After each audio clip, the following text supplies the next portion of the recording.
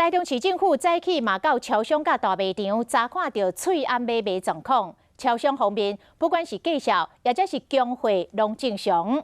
啊，若卖场是属于第三级的供货通路，都要等2天后才有货通卖。咱的民众若要买翠暗，会当先到4大超商买1片8块的翠暗，嘛要来呼吁民众，若发现有生理人故意来有权计销，拢会当向消保单位来申诉。消保官经发叫官员入到卖场看翠暗要偌济货，发现讲家顶敢若布面的尔，医疗用的早就互人买了去啊。大卖场依照经济部的供应的策略是属于第3波，第1波是4大超商，第2波是药妆，第3波是属于这种大卖场。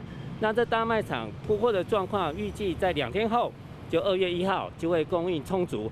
大卖场无这个限制，也毋过超商一定要有。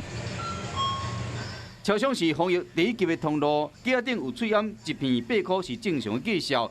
台中市政府伫开工的头1天，轰炸超商甲卖场，因为大家上班啊，翠暗需求量增加，要确定货量甲计销。目前并没有查到有违反的一个情况。那网络的部分，我们也在持续监控当中。过年后，翠暗工厂开工，依照防疫层级铺货，超商排第1，药局甲大卖场。拢都要2天后才有货。消保官建议民众有需要话，先到超商去买。嘛，会讲，若是发现讲计销不合理，会使甲消保会申诉。